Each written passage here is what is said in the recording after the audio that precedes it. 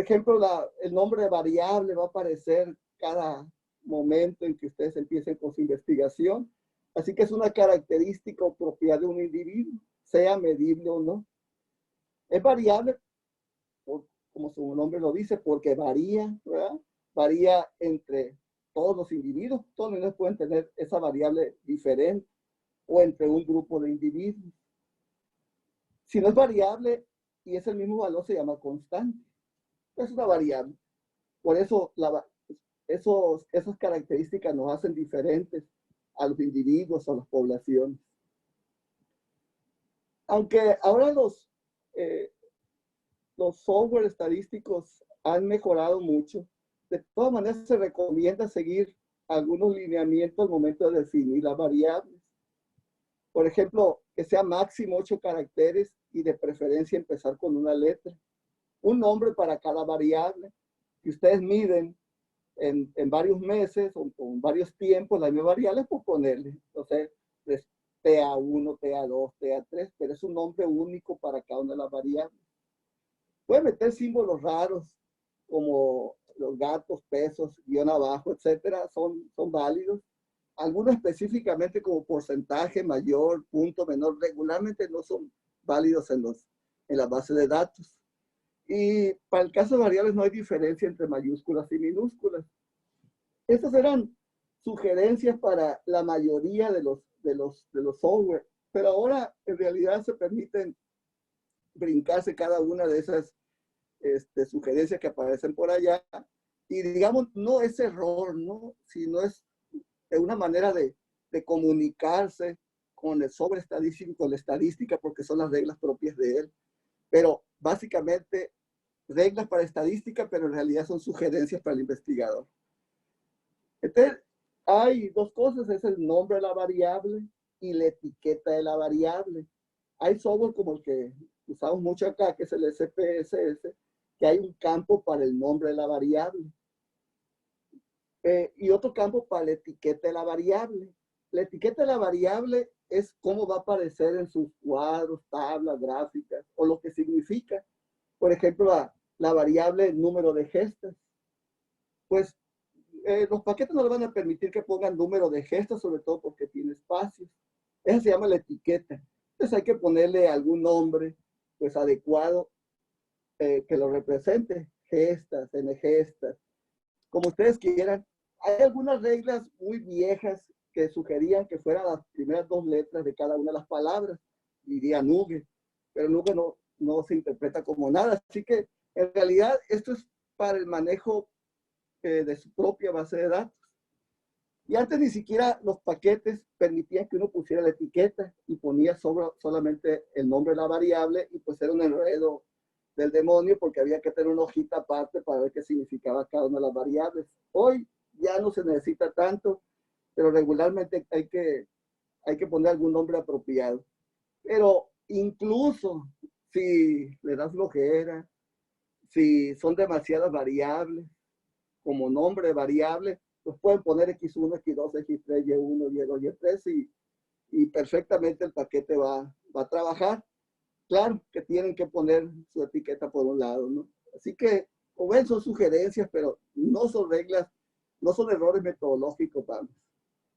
Hay que, pues, regularmente me invitan a que apoye con algunas investigaciones y lo que siempre les pido, hagamos un plan formal, o sea, pongamos cuál es el título del trabajo, cuál es el objetivo general del trabajo, cuáles son los objetivos específicos del trabajo.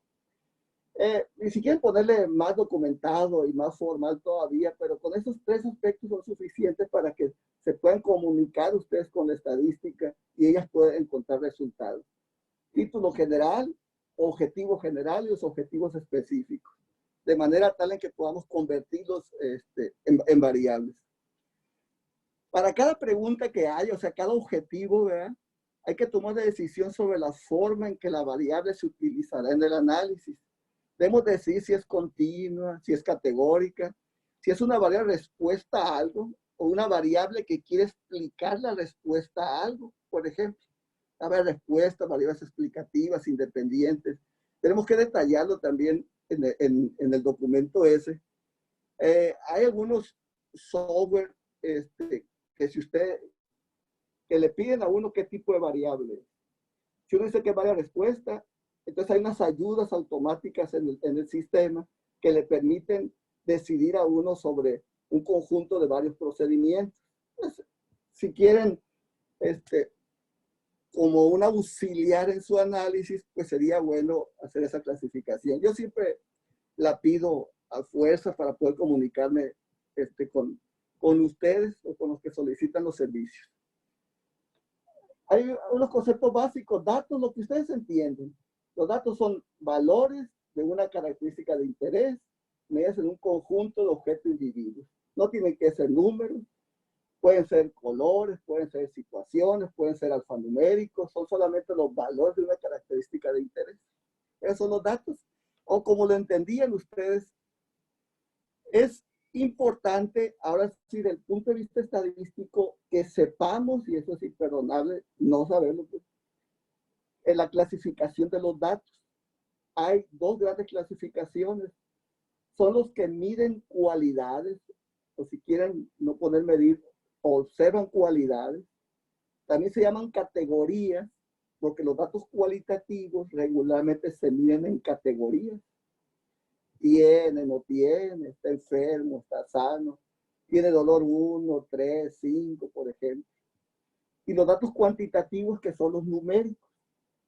Los datos cuantitativos se dividen también en los continuos, que son los que miden, ¿verdad?, la temperatura, la presión, ¿verdad?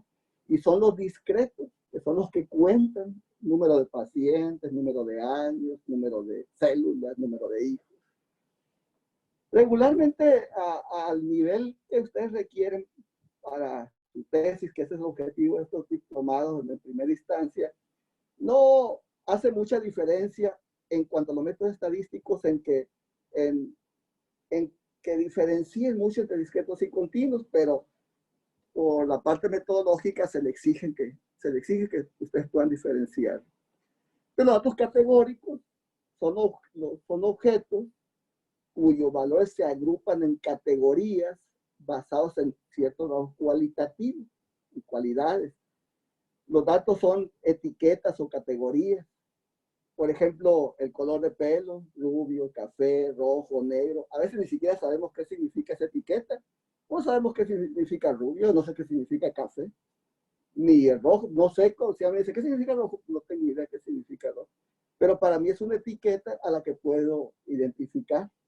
La opinión de estudiantes en contra, neutral, a favor, aunque igual no podamos comprender la definición de cada uno de ellos, los límites entre cada uno de ellos, pero que nosotros podamos clasificarlo. Pues una etiqueta, nada más una categoría que alguien puso.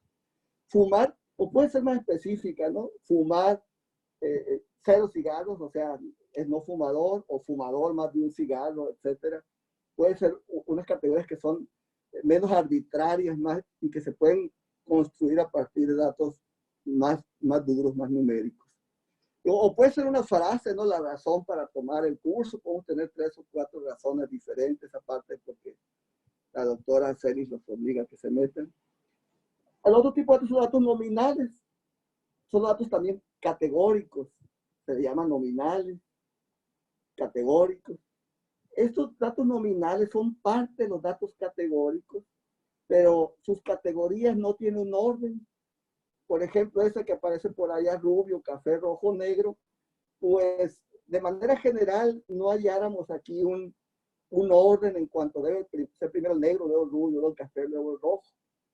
Igual si se pueden a discutir entre todos ustedes y definen una manera de ordenarlos y la valida de esa manera de ordenarlos, pues probablemente dejarán de ser nominales. Pero en primera instancia, sin mucha discusión, es un dato de tipo nominal. Así que hay otros nominales, aquí algunos ejemplos: género masculino, femenino, el estado civil, el tipo sanguíneo, que son otra vez solamente categorías de clasificación. A uno se confunde porque, por ejemplo, dice, no, pues la categoría A es la más frecuente, la B es la que le sigue, la A y B, la O es menos frecuente. Entonces esos datos no son nominales, están ordenados de alguna manera. pero no es en cuanto a la frecuencia o el estadístico que uno puede calcular, ¿no? Sino en que no hay, sin información previa, no hay una manera de ordenarlos esos y uno va enseguida del otro, por ejemplo. Los datos ordinales son también datos categóricos, pero el orden es importante. ¿Pero para qué es importante? Pues puede que los datos sean categóricos porque su naturaleza es categórica. Pueden que sean categóricos porque nosotros los hicimos categóricos. Dijimos diabéticos y no diabéticos, y esa categoría se inventó en base a los niveles de glucosa, lo que ustedes quieran. Entonces, ese no era categórico, ¿verdad? Se construyó de manera categórica. Entonces, en este punto, estos datos ordinales, el orden sí es importante. Por ejemplo, la clase menor, mayor, estupendo. El grado de la enfermedad, ninguno, leve, moderado, severo, en contra, neutral, a favor. Son datos que, aunque no podamos sacar cuentas entre ellos, pues de manera natural caen en una categoría, o bien esta categoría se definió. Entonces, por ejemplo, en la escala de EVA, alguien puede definir que menor que 5 es leve, mayor que 6 o más es de 6 a 8 es moderado, de 9 y 10 es severo, etcétera, ¿no? Después de que la categoría venga así, por definición, o que nosotros hayamos definido esa categoría. Pero los ordinales son también categorías, pero hay un orden intrínseco, natural, de acuerdo con la variable que se está midiendo, y una característica es que los datos pueden ser ordenados. Nivel de satisfacción de la atención, muy bajo, bajo, medio, alto, muy alto. La puntualidad, nunca, raras veces, algunas veces, frecuentemente. Hay un orden ahí natural en cuanto a nivel de satisfacción o nivel de dolor o puntualidad. De alguna manera, no tendríamos mucha discusión en cuanto a estas categorías. Hay una sugerencia cuando nosotros inventamos categorías. Entonces, la idea es que sea entre 3 categorías y 5 categorías, niveles de categoría. Pero igual es una sugerencia cuando nosotros la estamos construyendo. Pero no es una regla tampoco. En estadística hay mucha flexibilidad en cualquier caso. Pero más adelante, cuando veamos los métodos estadísticos, vamos a ver cuál es la consecuencia de haber definido 2 categorías, o 10 categorías, o 5 categorías, por ejemplo. Hay otra clase especial de datos categóricos que son los binarios o dicotómicos. Hay 2 categorías. Regularmente se dice que son nominales, aunque pueden ser también ordinales, de acuerdo a lo que traigan de la cabeza. Por ejemplo, fumador y no fumador, alguien puede decir, pues son datos ordinales. Pero pues, no sé si primero va no fumador o fumador, o atención presente, ausente, tal vez, por el orden que siempre usamos los latinos, ausente y luego presente. Pero independientemente como ustedes los tomen, nominales o ordinales, los datos dicotómicos, la estadística los trabaja exactamente igual. Así piensen ustedes que son nominales o ordinales. Regularmente yo considero que son nominales. Así que, ¿cuáles son los datos categóricos? Los datos categóricos representan valores de variables categóricas que colocan los individuos en uno de varios grupos o de varias categorías. Y la diferencia entre uno y otro sujeto que tiene diferente valor nominal es la calidad, no la cantidad del dolor, ¿no? La calidad del dolor o el tamaño del dolor, tal vez. Entonces, si no son datos categóricos son categorías, ¿verdad? Pensemos en que no hay números ahí, hay alguna etiqueta, por ejemplo, para cada uno de ellos.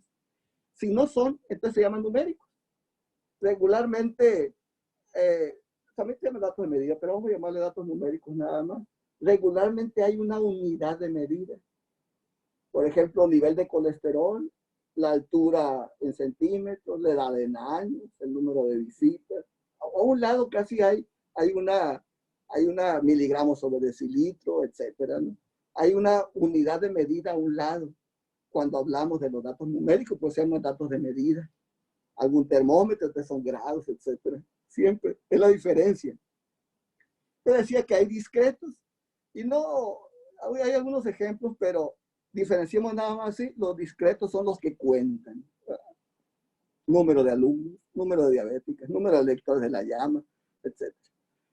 Y los continuos, los que miden, mira, medimos el peso, medimos la altura, la temperatura, la edad.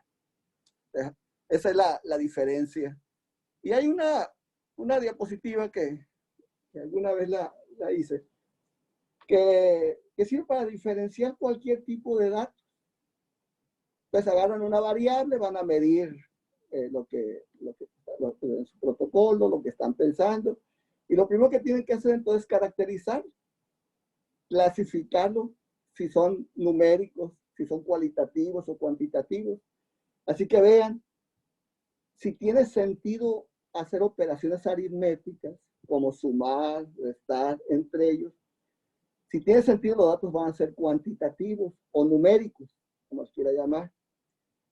Si no tiene sentido sumar y restar entre ellos, porque fue rojo más verde, medio con regular, por ejemplo, y no tiene sentido hacer operaciones, si los puedo ordenar, si va antes el rojo que el verde, y luego, y antes que el azul, etcétera, si tiene sentido ordenarlos, son categóricos y ordinales, o solamente ordinales.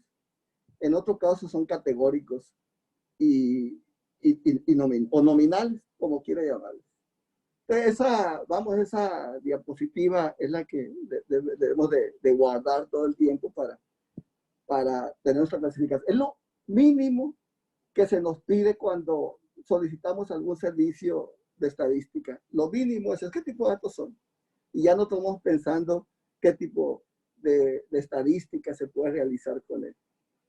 Porque el problema es que el tipo de datos determina el tipo de análisis que se usa. Hay 100, 200, 2000 procedimientos estadísticos y ahora cada vez más con tantos programas y sistemas que se están inventando, que es siempre conveniente tener en la cabeza de toda esa metodología cuál es la que podemos utilizar nosotros y el tipo de datos.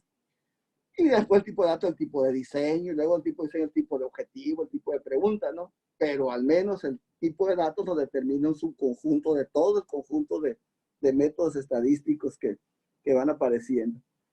Por ejemplo, así, muy simple, los datos categóricos se resumen con frecuencias o con porcentajes, pues, o proporciones. El 11%, la tasa de infección, la prevalencia, la incidencia, son datos categóricos. Y los datos de medida usualmente se resumen con promedios o medias, la edad promedio de tantos años, la temperatura promedio, etc. Y hay una jerarquía, y esa jerarquía tiene que ver con la capacidad de los métodos estadísticos para detectar diferencias.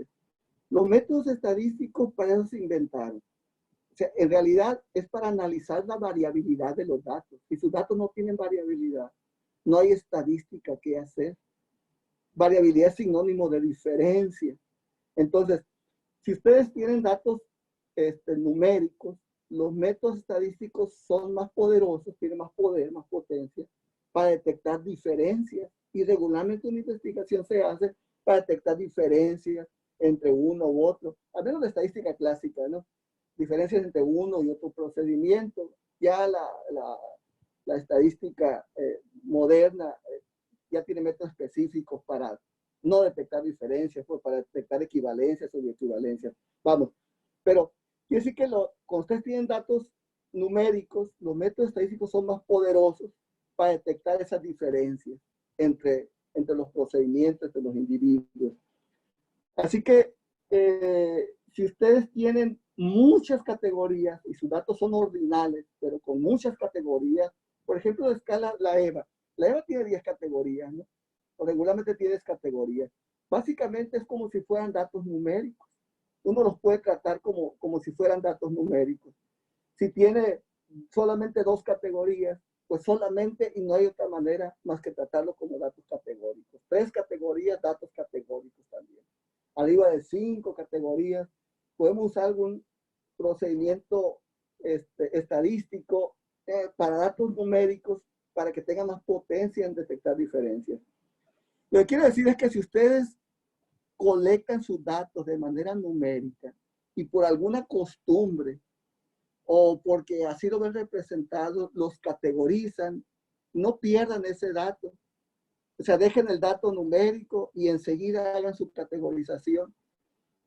A final de año vamos a saber si en realidad el procedimiento que tienen que usar es uno para datos numéricos que para categóricos. ¿Por qué?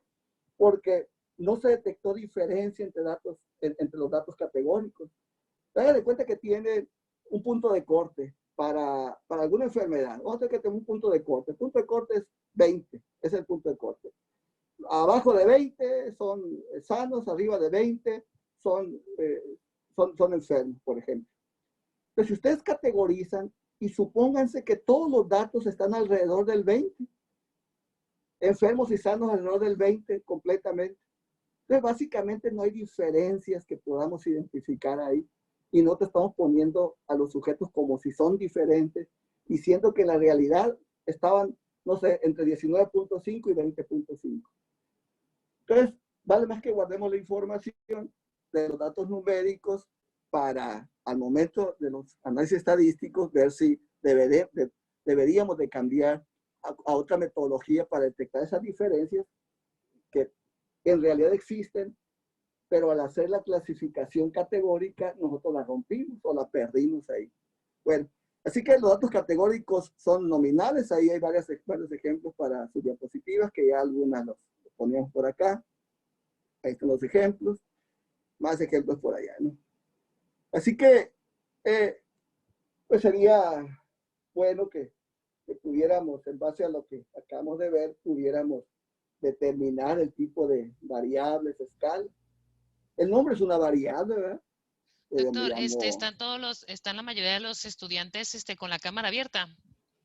Y están sus nombres, también les puede preguntar. Ándale. Porque no sé si los pueda ver por ahí, no sé cómo los está viendo, pero ahí se ven las cámaras, se le pone así para que se despierten y todo, porque siento que a veces escuchan, pero no están entendiendo que si ellos no saben qué tipo de variables llevan con usted, pues entonces están perdidos, pues porque no saben nada, ni cómo lo van a analizar, ni cómo van a proceder con su análisis y su investigación. No sé si quiera que sea voluntario. Una manera es que podamos hacer que puedan hacer estas actividades, ¿no? Yo no puedo verlos bien aquí por esta... O que sea voluntario, usted pregunta a ver si quién quiere participar, más tienen que desbloquear sus teléfonos, digo, sus micrófonos.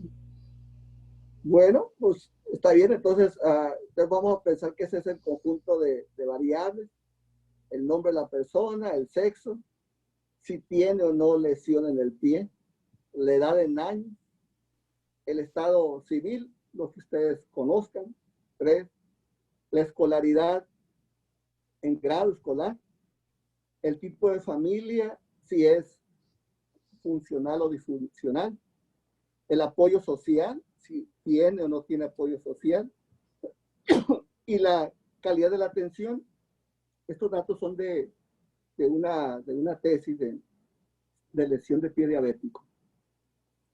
Así que la actividad sería que clasificáramos, y ahorita preguntamos, que clasificáramos qué tipo de variable, y ahorita ahí en una hojita donde puedan anotar, y ahorita participamos.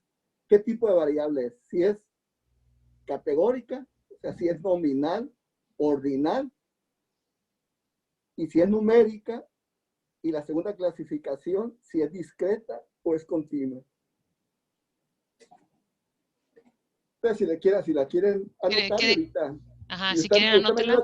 Usted que tiene la pantalla grandota y me ayuda con la práctica, ¿cómo la ve? Con la dinámica, vamos.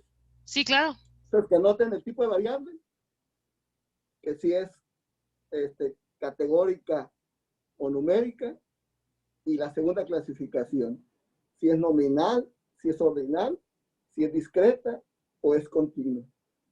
Yo puedo regresarme a la diapositiva del diagrama de árbol si copian esas preguntas para que se apoyen con la clasificación que tenía arriba.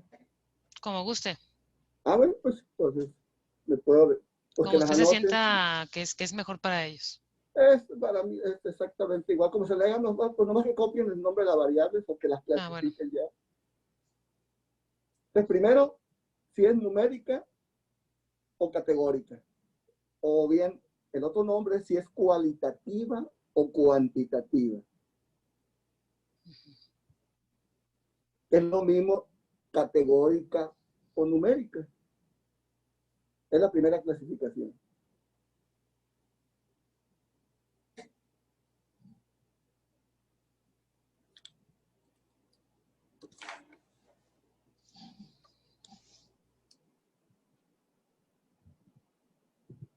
Es muy sencillo. Aquí está.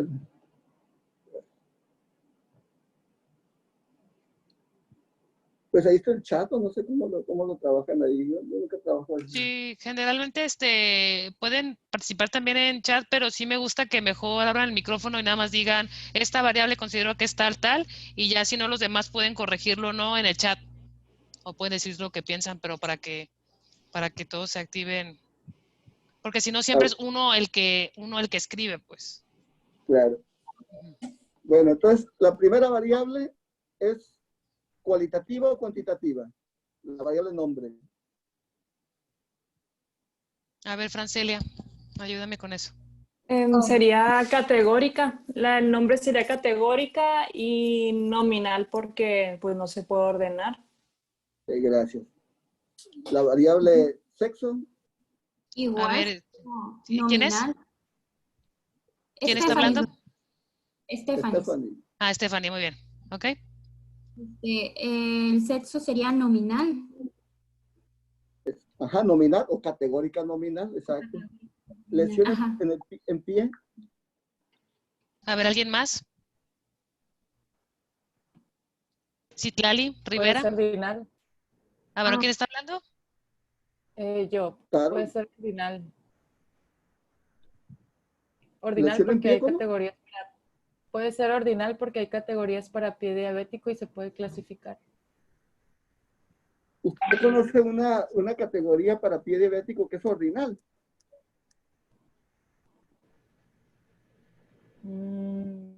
Pues sí. Pues Hay que preguntarle a Gerardo. ¿Perdón? Dependería mucho si se clasifica, si hay o no hay lesión, se puede clasificar como nominal, pero si ya se va a usar una clasificación de que leve, moderada, grave, pues ya podría ser ordinal. Sí, es cierto. Exacto. Es verdad, cuando yo estaba definiendo las variables, dije yo, lesión en pie, si tiene o no tiene, ¿verdad? Entonces nominal. Pero sí, en otro caso, si definen otras categorías, puede ser ordinal. Así es. Edad, dije edad en años. ¿Cómo es esa variable? ¿No? Continua.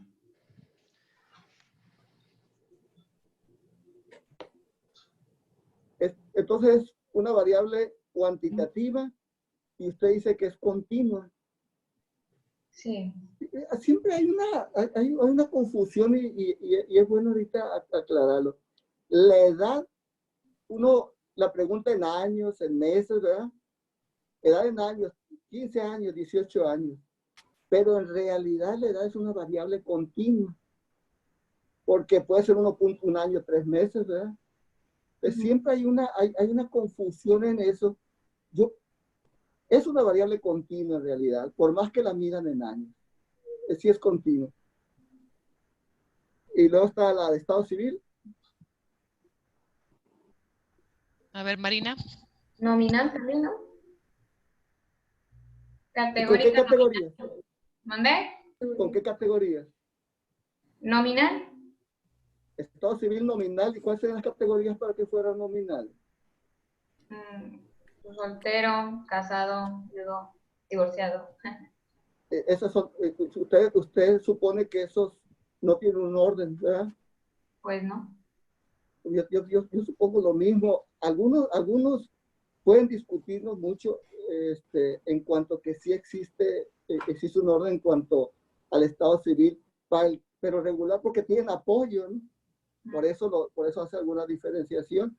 Pero regularmente en medicina, en sus tesis, esa es nominal, no es ordinal, así como usted dice. Escolaridad. A ver, Mayra, creo que te vi por ahí conectada, Mayra García. Escolaridad, pues categórica también. ¿Categórica ordinal o nominal? Pues es que sí pudiera tener un orden, pero... Es ordinal, ¿no? Sí, yo también pienso que puede tener un orden, primaria, secundaria y eso. Ajá, ordinal. Sí, ya luego, igual, ¿no? Ya cuando ya a profesional, ya a lo mejor se confunde con las categorías, pero es ordinal. Tipo de familia. Y era si era funcional o disfuncional. Eran las categorías. A ver, Nominal. Cristian. Categórica ¿Quién es? ¿Quién está hablando? ¿Quién está hablando? Celina. Ok, adelante. Es si la familia es funcional o disfuncional, sería nominal porque no tiene en sí un orden. Es una nominal o dicotómica porque tiene dos categorías, Andrés. Y no está apoyo social, es decir, si tiene o no tiene apoyo social. Que también sería nominal, ¿verdad? Como la anterior. Y la otra es la calidad de la atención. Es ordinal. Ordinal. Y si tuviera 10 categorías, como la escala como la EVA, ¿qué sería? 1, 2, 3, 4 hasta el 10. ¿Qué sería? Discreta. Bueno, ahí Numérica. la escala, la EVA, que uno la pone como si fuera numérica, en realidad es ordinaria. Pero uno le pone un 0 para nada del dolor, uno para poquito, y así, para no poner esas palabras. Pero en realidad, esa escala, la EVA y esas escalas, son ordinales. Pero como son tantas categorías, pone 10 categorías uno, se tratan como si fueran numéricas, pero en realidad son ordinales. Entonces la EVA es una escala ordinal, aunque tenga números. ¿De acuerdo? Dime del 1 al 10 qué tanto te duele. Eso sigue siendo, por más que quieras, sigue siendo ordinal. Pero digo, a la estadística no va a hacer mucha diferencia. Ella lo va a tratar como si fuera una numérica porque tiene muchas categorías. Pero siempre, si no encontramos diferencia, tenemos la opción también de tratarla como si fuera una categórica ordinal, pero su naturaleza es ordinal. Bueno, muchas gracias. Bueno, hay otras actividades ahí, pero pues ya respondimos a aquellas, ¿no? Ay, perdón. Entonces, cuando nosotros nos ocupamos un programa específico para capturar nuestros datos, lo podemos hacer en Excel. La mayoría de los software aceptan datos en Excel. Entonces, nomás para que se fijen, al momento de capturar sus datos, en el primer renglón va el nombre de la variable. No la etiqueta porque no va a caber ahí. A veces la etiqueta es una pregunta entera. Siempre no usen el segundo renglón para el blanco, el cuarto para poner algunas otras cosas. El primer renglón es para el nombre de la variable. Si usted usa el segundo renglón para el nombre de la variable, va a tener problemas los software estadísticos para importar esos datos. Y lo que pasa es que se van a atrasar. El primer renglón para el nombre de la variable, no el segundo ni el tercero. Un renglón para cada paciente. No pongan 3 o 4 bases de datos, es difícil. Luego unirlas, etcétera, se le puede mover y perder. En lo posible, una columna para cada variable. Como les comentaba antes, ¿no? Si miden presión 5 veces, pues presiona a los 5 minutos P5, P10, P20, etcétera, ¿no? Pero en lo posible. Dejen la primera columna para un folio. No tienen que poner, a veces ponen el nombre del paciente, el número de expediente. El problema es que su base de datos puede llegar a otras manos. Por ejemplo, llega a mis manos regularmente y aquí se queda en la máquina y otra gente usa mi máquina también y pudiéramos conocer los nombres de pacientes que no debemos de conocer, los que no estamos metidos en el experimento. Así que usen un código 1, 2, 3, 4, 5, 6, o el folio que ustedes quieran y guarden los nombres de los pacientes por otro lado. Si van a compartir esa base de datos, por favor, ¿no? Bueno, entonces, así los conectamos y ya con eso pues estamos nosotros en el proceso de empezar a hacer estadística. Entonces, la estadística se divide de manera general en la estadística descriptiva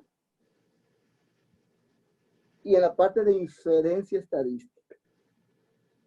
Todos tenemos que hacer estadística descriptiva. Al momento de empezar el artículo, la tesis, describimos a nuestra población, las características generales, las características basales, clínicas.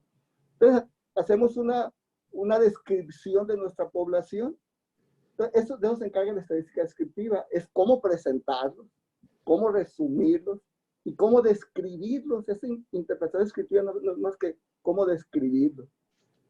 Y hay hacer gráficas o calcular algunos estadísticos. Por ejemplo, podemos calcular pues, proporciones y porcentajes. Muchos de ustedes van a tal vez calcular la prevalencia de una enfermedad, la incidencia, el valor predictivo positivo, la sensibilidad, la especificidad, un montón de términos que seguramente les están enseñando, les van a enseñar, que no es básicamente una proporción o un porcentaje. La sensibilidad, número de enfermos que detecta la prueba, entre total de enfermos, etcétera, es una proporción o porcentaje de algo. Así que bueno, hay varias maneras de representar los porcentajes. Hay más notas ahí que ustedes las pueden leer enseguida. A veces representa como una tasa, ¿no? El número de casos por cada 1000, número de casos por cada 10,000, etcétera, en porcentaje o con tasas. Pero los datos categóricos se describen en una tabla de frecuencia que nos enseñaban en la preparatoria. Veíamos cuántas características diferentes había, cuántas categorías, no nos decían que se llaman categorías, y contábamos cuántos había. Entonces, una tabla de frecuencia es la manera de que caracteriza o describe uno los datos categóricos.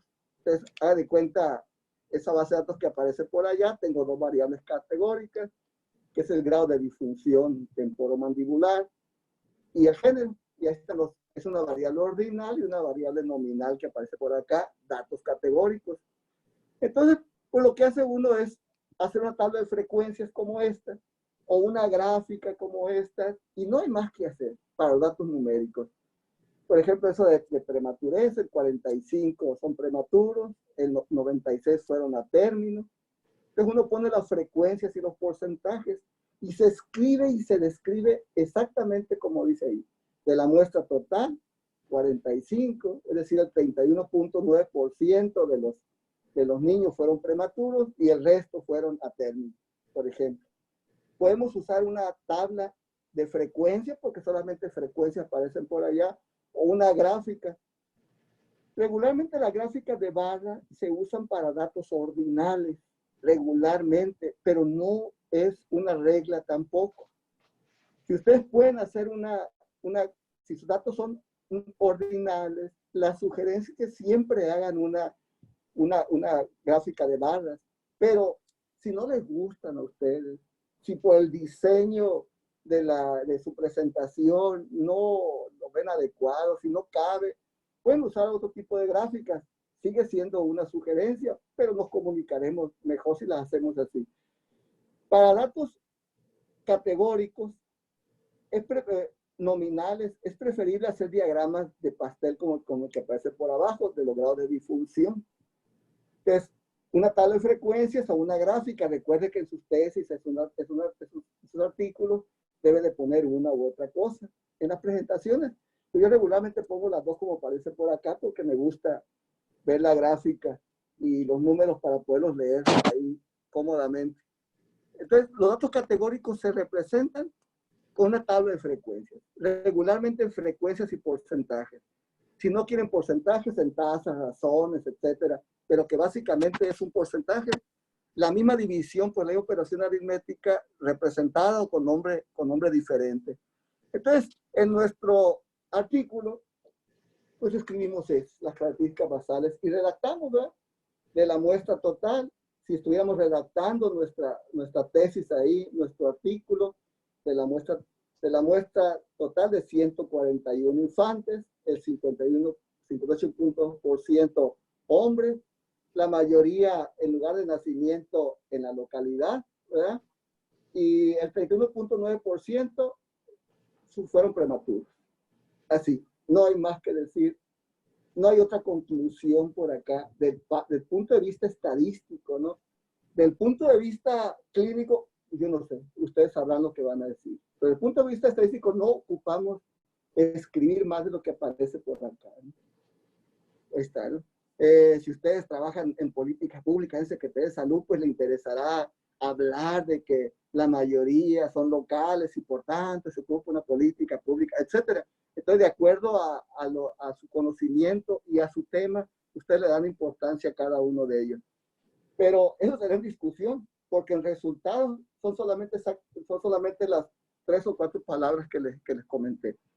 Pues, datos categóricos, vean, todos datos categóricos se expresan en totales, en frecuencias y en porcentajes. A mí me gusta poner junto al porcentaje también la frecuencia, porque no sé si ese es 58.2 o es 6.4, cuántos pacientes son, cuántas personas, son 3, son 5, son 8. El hospital se tiene que preocupar, ¿es 6.4 de 1 millón o es 6.4 de 10 gente? Entonces, por eso me gusta poner a un lado la frecuencia, pero usted no les interese lo que me guste a mí. Usted fíjense en la revista que van a publicar. Usted fíjense en los lineamientos que le da su director, su dirección, donde dice cuáles son las características que tiene que tener los datos estadísticos. A nivel nacional hay un reglamento, otro que publica INEGI, en la manera en que se tienen que escribir los datos estadísticos. Ustedes sigan, por favor, los lineamientos. Cada revista, cada gente tiene sus lineamientos para lo mismo. Aquí igual hay una discusión entre prevalencia e incidencia que me pareció adecuado ponerla, pero ustedes la leen, por favor, ¿no? Para que no... Para seguir con el tema. Entonces, decíamos que había 2 áreas, ¿verdad? La parte de estadística descriptiva y la parte de inferencia estadística. En la área describimos, tanto sabía, promedio de edad, tanto, etcétera. En la parte de inferencia estadística hay dos ramas, que es la estimación de los parámetros. Ahí se llama estimación de parámetros y la prueba de hipótesis.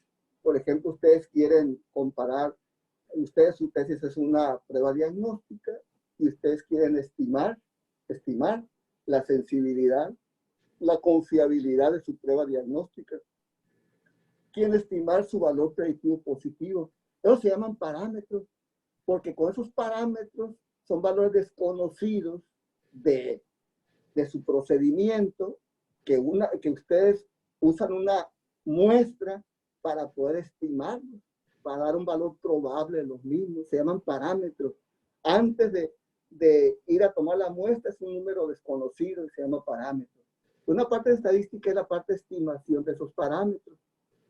Por ejemplo, una prueba diagnóstica no tiene ustedes por qué o en un estudio de prevalencia, igual ustedes pueden que no tengan una hipótesis. Quiero estimar la prevalencia, la incidencia de algún problema, de alguna enfermedad. Ustedes pueden que no tengan alguna hipótesis en la cabeza y solamente quieren saber cuál es el valor. No tienen una hipótesis.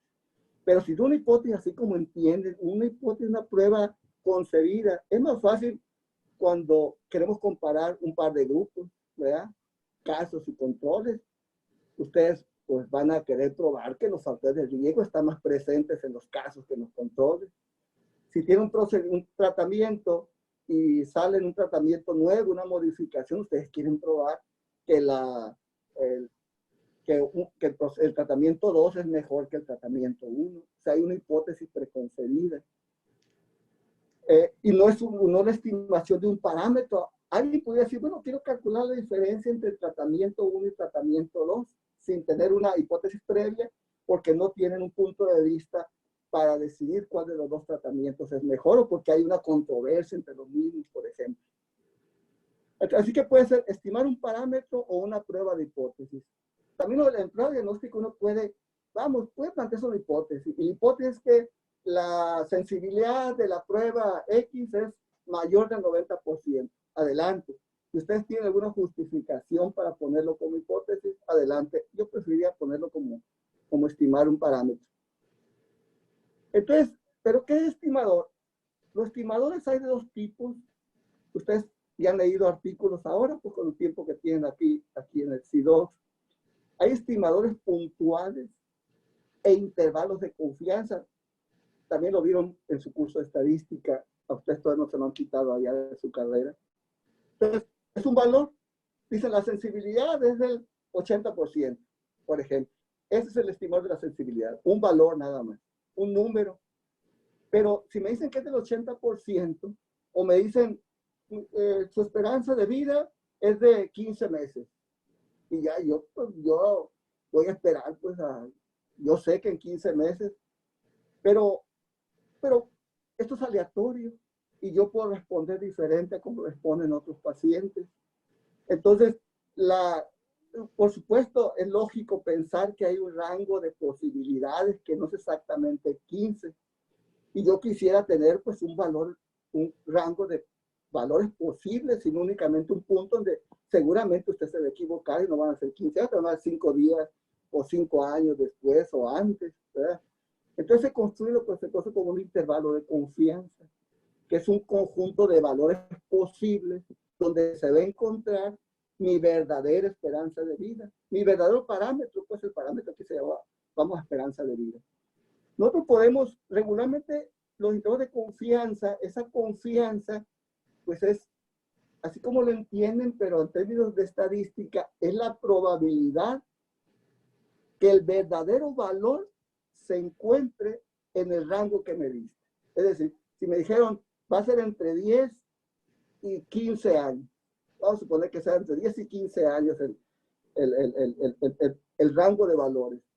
95% de confianza quiere decir que yo tengo una probabilidad del 95% de que mi parámetro se encuentre efectivamente ahí.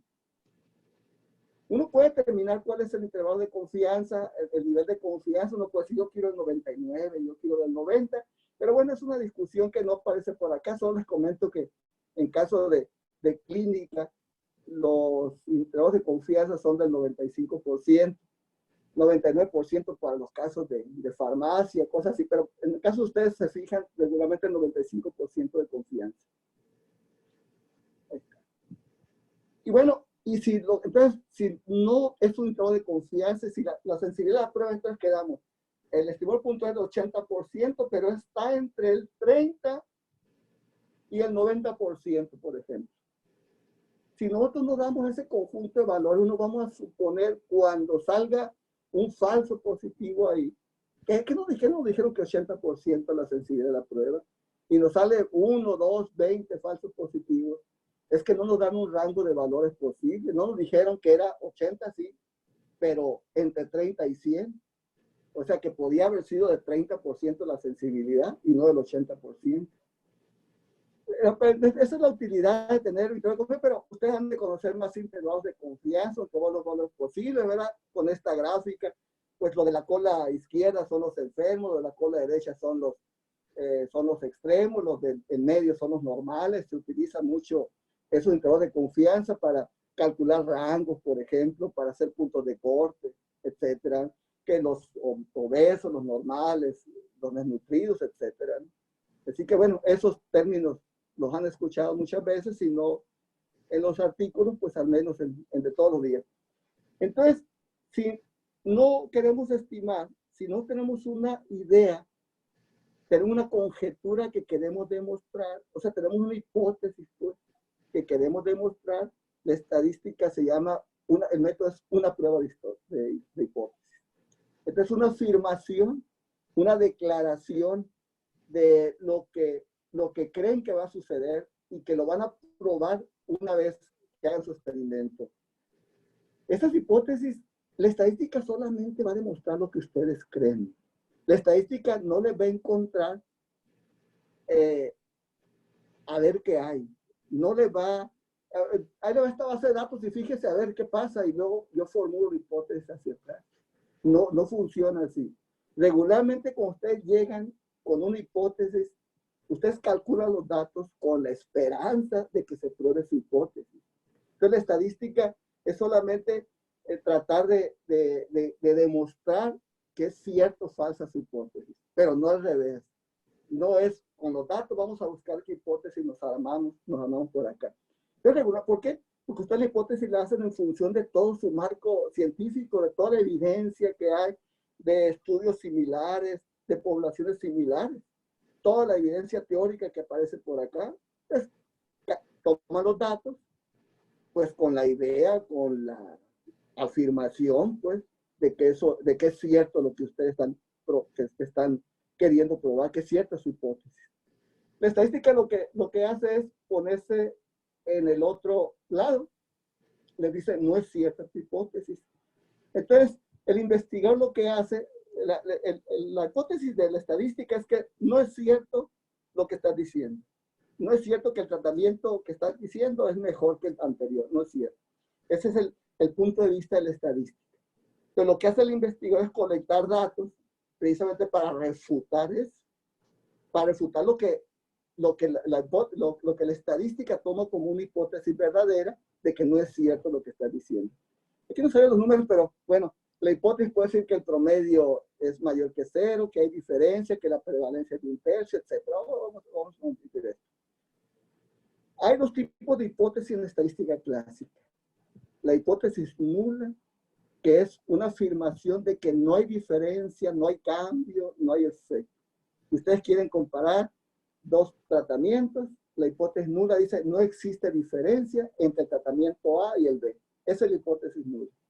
De mucho tiempo la estadística lo que trató es de refutar, el investigador de refutar esa hipótesis nula.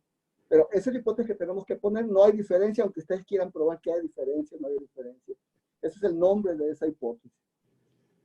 En la estadística clásica, el objetivo de la prueba y de sus datos es rechazar H0, porque ustedes tienen dos procedimientos y ustedes suponen que uno es mejor.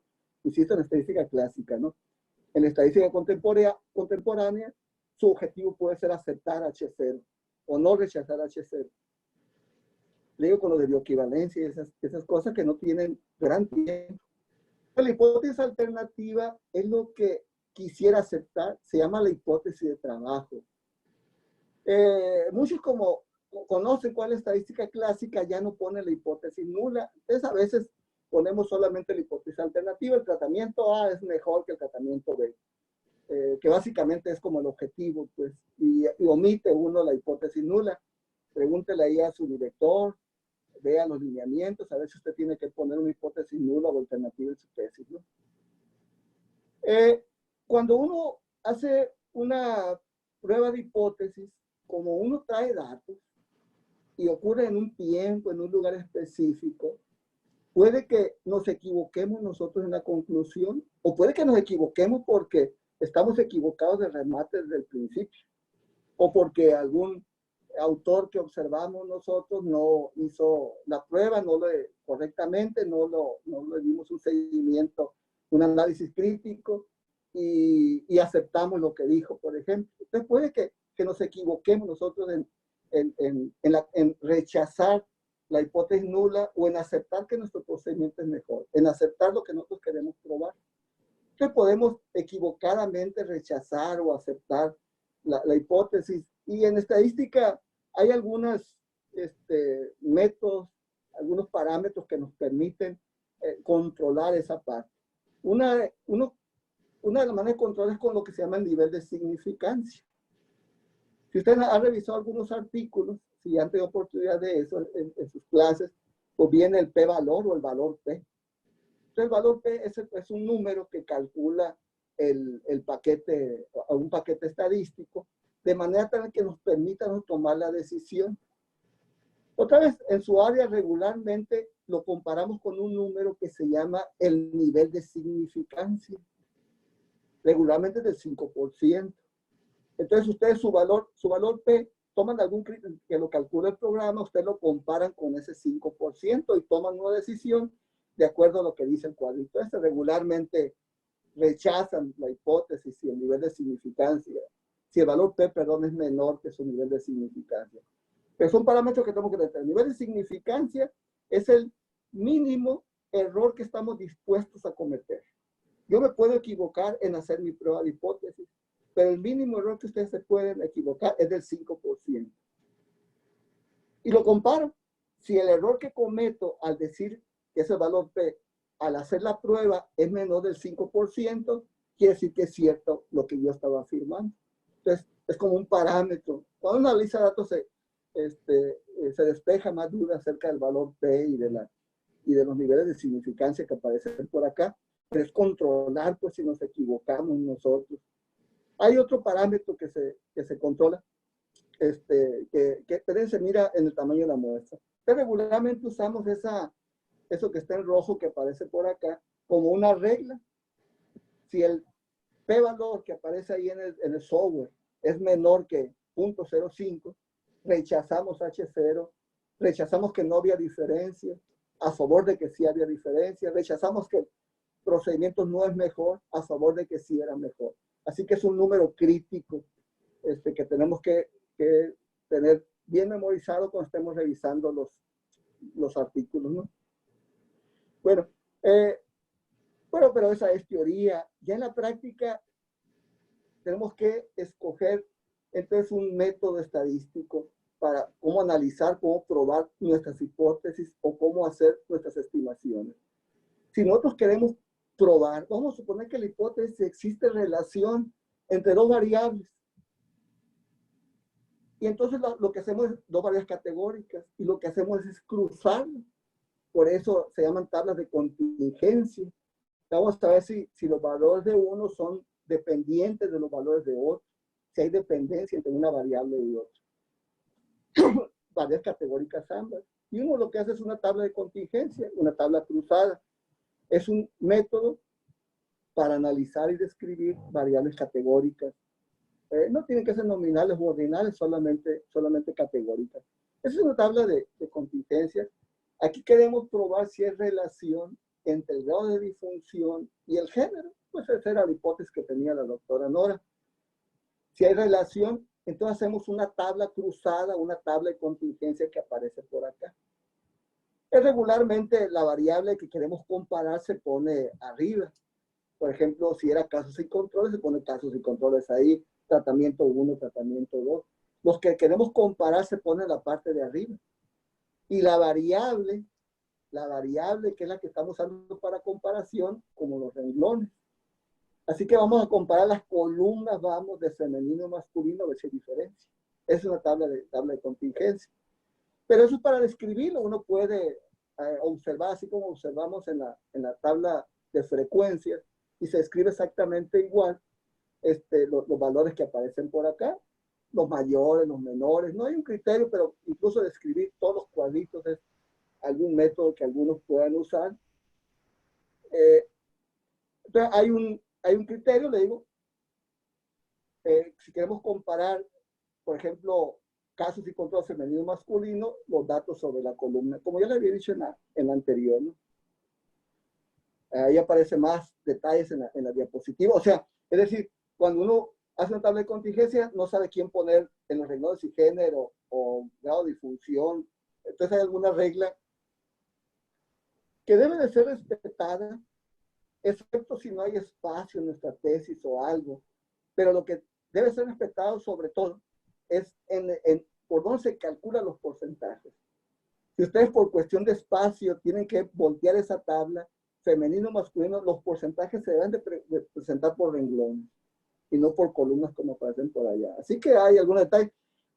Usualmente los paquetes hacen de alguna u otra forma automática esto, así que no nos preocupemos mucho. Solamente en decir cuál es la variable dependiente, cuál es la variable independiente, cuál es la variable que queremos comparar, qué tipo de variable es. Pero ahora queremos demostrar, no únicamente mostrar y describir si existe relación entre una u otra variable. Queremos demostrar eso. Entonces hacemos, pues tenemos hipótesis, existe relación entre, ahora sí la hipótesis, existe relación entre género y grado de disfunción. Si no quieren decir, existe relación, existe diferencia entre hombres y mujeres con respecto a grado de disfunción, cada quien redacta como puede. La prueba estadística que se utiliza para comparar datos categóricos, dos variables categóricas, una prueba que se llaman pruebas chi cuadradas.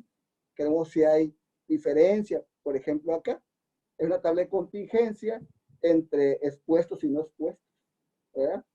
Si está presente o no presente la enfermedad, puede ser un estudio de causa y control, eso incluso puede ser solamente un comparativo prospectivo, ahí está.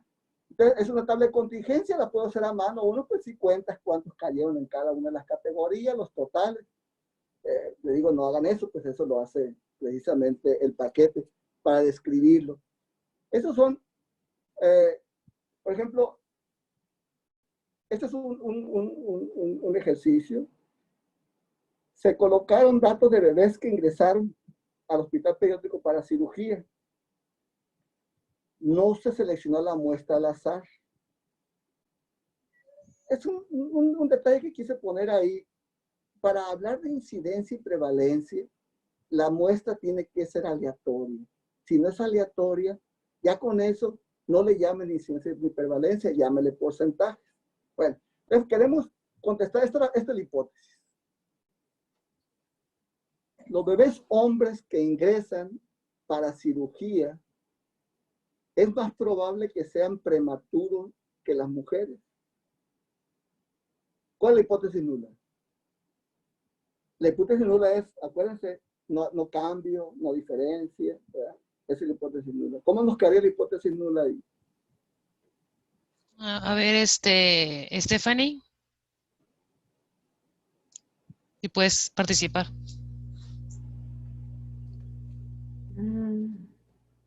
Es que tenía el micrófono silenciado, no me he dado cuenta. Sí, si no ve la pregunta y responde la hipótesis nula, por favor. Los bebés hombres que ingresan para cirugía son más probables que sean prematuros que las mujeres. La hipótesis nula sería que no cambiara la pregunta. Sería, no hay diferencia entre los bebés hombres que ingresan en cirugía, los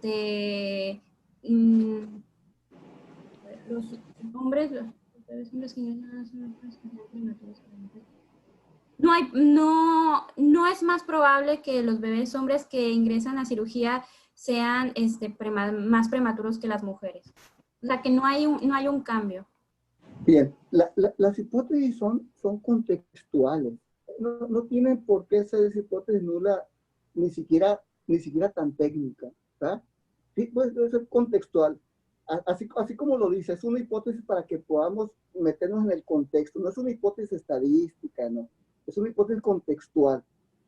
Si siquiera podemos poner, lo correcto, ¿no?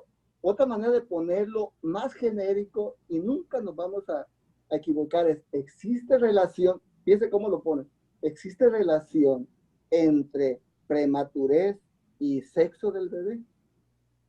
Es exactamente lo mismo, solamente que de manera técnica, ¿de acuerdo? Pero a veces la palabra relación se utiliza mucho en metodología y a veces para detectar diferencias. Existen diferencias entre hombres y mujeres en prematurez, ¿verdad? En los niños que ingresan en cirugía. Esa es la hipótesis nula. La variable resultado. ¿Cuál es el resultado? ¿Cuántas variables, cuántas variables observamos en esa pregunta? A ver, Piña Lugo. Piña Lugo. ¿Cuántas variables existen en esa pregunta? ¿Y cuáles son? Pues sería el género del bebé y si es el prematuro o no. Esas son las variables, género y prematuro. ¿Cuál es la variable resultado? ¿La género o prematuro? Prematuro. Esa es la variable resultado y la variable que explica esa... Fíjate cómo la estadística. Entonces, nosotros estamos observando una sola variable que se llama resultado. Y observamos, olvídate todas las variables. Y nada las variables, prematuro, no prematuro, no prematuro. Entonces, y observamos que hay variabilidad, que no todos son prematuros, pero hay prematuro y no prematuro. Observa variabilidad. Y la estadística quiere explicar esa variabilidad, ¿verdad? Y tú dices, probablemente haya variabilidad en ese resultado porque hay diferencias entre hombres y mujeres. Esa es exactamente la estadística. Explicar esa variabilidad o ver si el género explica esa variabilidad. Eso, muchas gracias. Aquí está, y aquí está la tablita que se hizo con eso, la tablita de ahí de arriba. que son los datos de ese artículo, ¿verdad? Son 141 bebés, 82 hombres y 59 mujeres. Vean cómo la voltearon específicamente la tabla para que los porcentajes dieran. Yo lo hubiera volteado, hubiera puesto hombres y mujeres arriba, ¿no? Pero vean cómo está con respecto a lo que queremos comparar los porcentajes totales. No están por abajo de prematuro, lo digan. Están por la independiente, por la explicativa están los porcentajes. Eso es 100% el total. O sea, hay una razón por que la tabla esté así y no volteada o los 100 por otro lado. Insisto, yo lo hubiera volteado, pero los 100% lo hubiera calculado exactamente igual. Entonces ahí nosotros podemos observar, podemos describir esa tabla y se describe comparando. Por ejemplo, agarramos una categoría de prematurez y decimos, sí, se observan diferencias porque el 40.2% de los niños y el 20.3% de las niñas son prematuros. Con eso ya explica uno todo, porque todo lo demás suma 100%. Algunos pueden explicar con más detalle cada uno, ¿no? O a términos, si quieren, a términos. Si hay diferencias, observo diferencias, ¿verdad? Porque el 59.8% de los hombres, el 79.7% de las mujeres son a término, por ejemplo. Hay muchas maneras de comparar estos porcentajes. Lo podemos comparar con razón de momios, con riesgos, con RR, con OR, con diferencias, con tasas. Hay muchas maneras de comparar eso.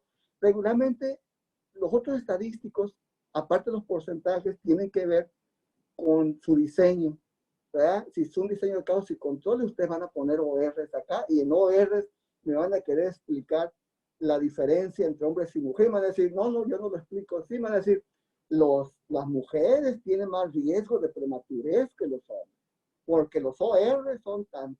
¿Se fijan? El discurso cambia muchas veces con el diseño. Y aquí estamos describiendo y por eso estamos con porcentaje de manera leve. Esta es la tabla que aparece en el SPSS y en varios de los paquetes. Pero vamos a fijarnos nada más en una de nosotros, que es la que se llama la exacta, que es 0.017. ¿Verdad? ¿Recuerda, doctora, cuál fue la hipótesis nula que dijo? La H0, no existe diferencia, ¿verdad? No existe sí, de la doctora Stephanie. Sí, doctor, que no existe diferencia entre la prematurez entre hombres y mujeres. Bueno, niños y niñas. En la frecuencia de prematurez o sin prematurez entre niños y niñas, ¿verdad? Niños y niñas. Ahí está. Esa es la hipótesis nula. Esto que aparece por acá, este 0.017, que es lo único que vamos a leer de toda esa tabla, este se llama, es el valor P. Este lo vamos a comparar con el 5%, que es el nivel de significancia. En nuestro método estadístico vamos a poner un nivel de significancia menor del 5%, se considera estadísticamente significativo. Da 0.017. Entonces, P es igual a 0.017. Lo comparamos con el 5%. Si es menor al 5%, rechazamos H0. Es menor a 0.05, ¿verdad? 0.01 es menor que 0.05. Por tanto, rechazamos H0. Rechazamos que no había diferencia. Cuando nosotros rechazamos una hipótesis, somos muy claros en ello y decimos, ahora sí, existe diferencia. Cuando puso no existe, existe diferencia en la frecuencia de prematurez entre niños y niñas. O sea, lo afirmamos así. Y la probabilidad de que me equivoque en eso es del 1%. Menos del 5% que me acepte. Esta es la probabilidad de equivocarme uno de cada 100 veces. Si este valor no hubiera salido menor que 0.05, la verdad no afirmamos que no existe diferencia. Y hubiéramos comentado, en el caso que hubiera sido mayor que 0.05, pues no se observaron diferencias significativas entre hombres y mujeres en prematurez. No hay evidencia suficiente para demostrar que hay diferencia entre niños y niñas con respecto a prematurez. pero nos gusta cuando encontramos un valor de P.05 porque somos enfáticos y damos un tamaño de la posibilidad de equivocarnos. En el primero, si hubiera sido mayor que 0.05, ni siquiera tenemos eso. Solamente que no hay evidencia. ¿Y cuánto te faltó para la evidencia? No sé cuánto te faltó para la evidencia. Entonces acá está. Hay varias maneras de redactar eso. La manera en que hemos aprendido muchos de nosotros, pues es en revisar, en leer los artículos. Mucha de este aprendizaje es, pues ni siquiera en los libros o con los maestros, es en leer muchos artículos. Entonces, de muchas formas pueden haber redactado de la manera en que lo dijimos ahorita, o de manera tan técnica como aparece por acá. Se observa una diferencia significativa de prematurez entre niños y niñas. 40.2 contra 20.3 y P es igual a 0.012. Esa afirmación lo copié del artículo, así como está. No, hay libertad, ¿verdad?, de que podamos uno escribir. A veces los estadísticos usan una conclusión como esta para no tener problemas con las interpretaciones o cometer con cosas que no saben. Aquí está lo que estamos acá. Podemos haber calculado también intervalos de confianza para niños y niñas. O sea, olvídense, supongo que no había prueba de hipótesis, no sabíamos nosotros. No era una hipótesis como tal, si había diferencia o no, y nos ponemos y calculamos intervalos de confianza. Y el estimador puntual, 40.2 para niños, 20.3 para niñas. ¿Verdad? Bueno, esos son los mismos valores que aparecen en la tablita arriba, ¿no? Ahí está. Y calculado intervalos de confianza. Miren, el promedio prematuro es de 40.2, pero entre 29.6 y 50.8%, con una confianza del 95%. Ese es el verdadero porcentaje de prematurez. Entre esos valores está con una confianza del 95%. Y para niñas es de 20.3, pues puede ser tan bajo como el 10% o tan alto como el 30.6% con una confianza del 95%. No hagan las dos cosas, o sea, no hagan un intervalo de confianza y hagan una prueba de hipótesis al mismo tiempo. Del principio uno define qué es lo que va a hacer, ¿no? Aquí hay otro ejemplo que tiene que ver con los niños. Un poquito, esas tablas pueden ser un poquito más grandes, ¿verdad? Los bebés que nacen prematuramente son más propensos a requerir diferentes tipos de procedimientos quirúrgicos que los bebés a término. Esta es la hipótesis nula. La proporción de bebés que requieren cada tipo de procedimiento quirúrgico en el grupo que nace prematuramente es la misma que en el grupo de bebés a término. Esta va a resultar. Y la explicativa es el procedimiento y la prematurez. Y aquí están los valores que aparecen. Pues queremos comparar prematuro y término y el procedimiento realizado. Lo que quiero decir es un ejemplo que tiene más categorías, no tiene que tener 2 categorías nada más, puede tener 3 categorías por acá. Igual se hace una prueba de hipótesis, el valor P que aparece por acá es el de Chicoadá, 0.013, y efectivamente pues existe una relación entre prematurez y el procedimiento realizado con los bebés, el 0.015 que aparece por acá. Y bueno, igual se puede, uno puede quedarse con la prueba de hipótesis y decir, bueno, sí hay relación o sí hay diferencia, pero ¿por qué hay diferencia? Y uno estaría tentado en empezar a contar los porcentajes acá, pero a medida que las categorías son más y más y más, pues es mucho más difícil tratar de hacer eso. Entonces, uno puede calcular un intervalo de confianza para cada uno de las comparaciones, pues, de las categorías. Abdominal, cardíaco, otro, contra prematuro y a término.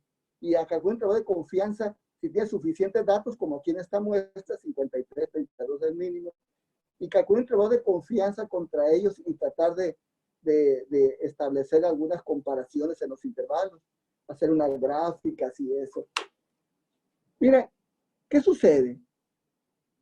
que a medida que ustedes definan más y más y más categorías y quieran analizar datos categóricos, va a ser más y más y más engorroso extraer conclusiones. Cuando usen datos categóricos, usen pocas categorías. 2 categorías, 3. Imagínense si fueran 5 categorías acá, en esta tablota que aparece por acá, pues todavía sería mucho más difícil tratar de explicar. No hemos explicado las diferencias, solamente dijimos que había diferencias significativas, pero con tantos números y los porcentajes a la derecha, 20, 45, es difícil pues encontrar cada una de esas categorías. Nos podemos apoyar con estos a término, pues parece que hay más procedimientos, pero en todo, por ejemplo, y no veo dónde está la relación. Pues fíjense. Entonces, hay una, vamos, es más complicado a medida que tengan más y más categorías.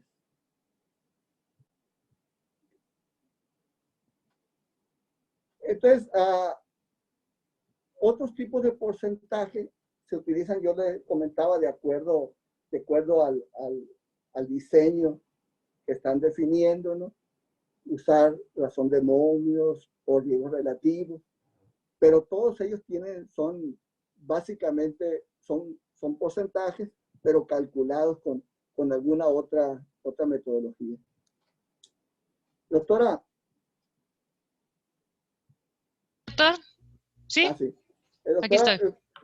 Quisiera que dejemos acá y lo continuemos. Sí, está bien.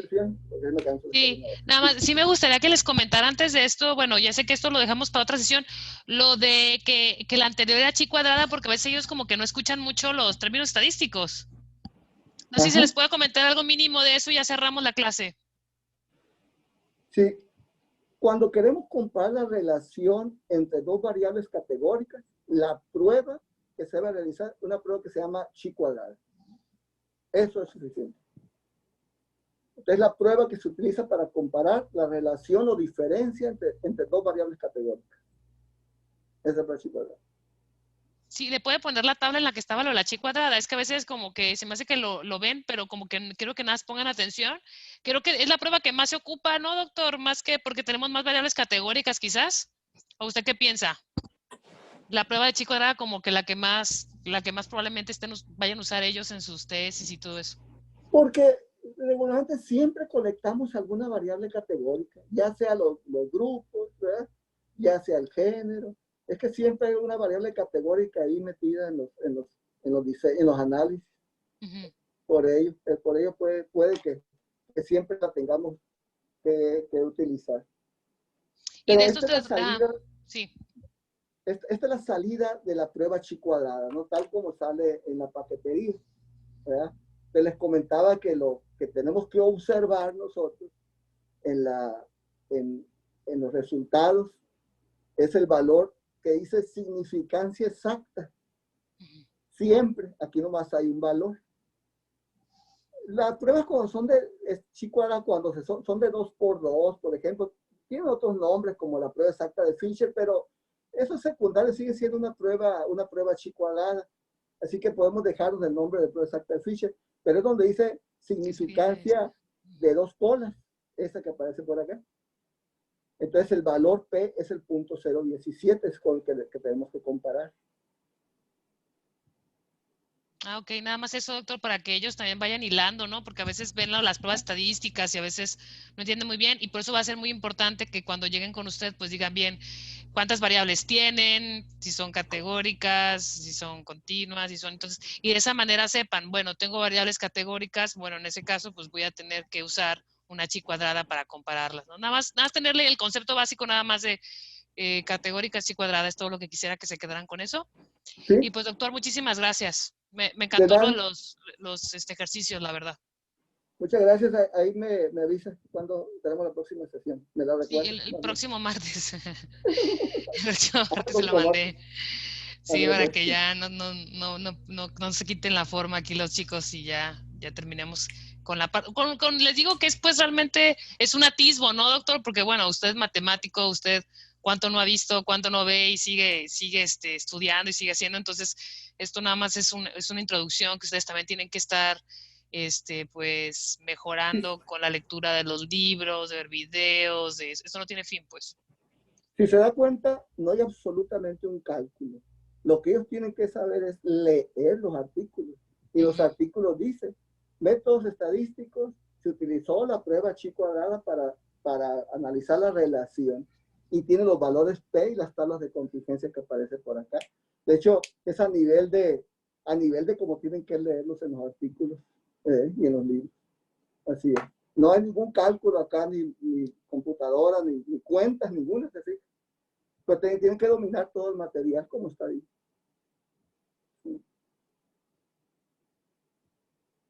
No le escucho, quitó el sonido. Sí, bueno, si ya es todo, muchísimas gracias, doctor. Nos vemos el próximo martes y bueno, yo les voy diciendo las tareas y todo. Vayan viendo los videos que quedamos hoy y estamos al pendiente de ustedes, doctores. Que estén muy bien, buenas tardes. Hasta luego, doctora. Hasta luego. Gracias, Adiós, doctor, qué doctores. amable, de verdad. De Gracias. nada. Adiós. Adiós a todos. Bye.